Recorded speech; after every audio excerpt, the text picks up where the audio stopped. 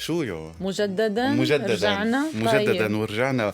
ونشرت وزارة الدفاع الأمريكية البنتاغون دفعة ثانية من ملفات الأجسام الطائرة المجهولة أو الظواهر الجوية غير المحددة بعد أن رفعت عنها السرية، وطبعا بعد ما وجه ترامب الوزارة للقيام بذلك بوقت سابق من هذا العام.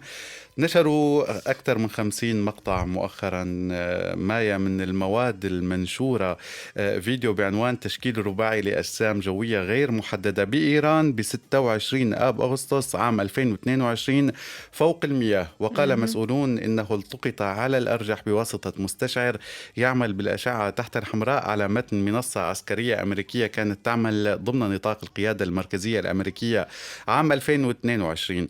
بحسب وصف البنتاغون يظهر المقطع يلي بتبلغ مدته 20 ثانية بيظهر به 4 أجسام غير محددة تتحرك عبر مجال رؤية المستشعر قبل أن يظهر جسم آخر من الزاوية العلوية اليسرى للشاشة. وتضمنت الملفات أيضا مقطع عسكري منفصل بعنوان تسارع فوري لجسم جوي غير محدد وين؟ بسوريا. حلو. في سوريا كتير حلو. وقال مسؤولون إنه سجل على الأرجح أيضا بواسطة مستشعر يعمل بالأشعة تحت الحمراء على متن منصة عسكرية أمريكية كانت تعمل في المنطقة عام 2021.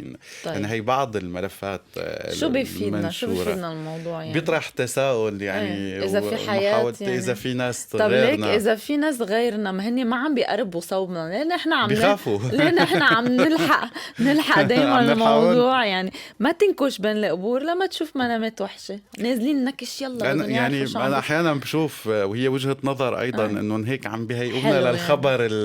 الحقيقي إنه نحن لسنا وحيدين ممكن يعني. بس لأنه لما بتشوفي هاي الفيديوهات عن جد شيء غريب مثل أفلام الخيال العلمي يعني. شفت أكثر من فيديو تقشعر الأبدان نعم. يعني نعم. بيقشعر البدن عن جد يلا. يعني بشوفة هاي الأشياء وأصلا بالتاريخ بيحكوا بظهور لأشياء بالسماء يعني غير صحيح. معروفة وغير دايما محددة. بالتاريخ كان في هيك أمور غير معروفة، ولكن خلص يعني مسلمين إنه عايشين على الأرض وعم نجرب نكون بصحة كاملة مع الأرض وهاي الحروب الموجودة كان بعد ناقصنا الكائنات الفضائية يجونا يا خوفي شي مرة تصير أفلام الخيال العلمي والله حقيقة. يمكن الكائنات الفضائية أحسن بكتير من نحن البشر على فكرة. ما بنعرف الفكرة إذا طلعوا خطيرين كمان يعني هون خلص نودع. بعيد الشر عن الجميع. يلا. صباحكم خير من كوكب الأرض.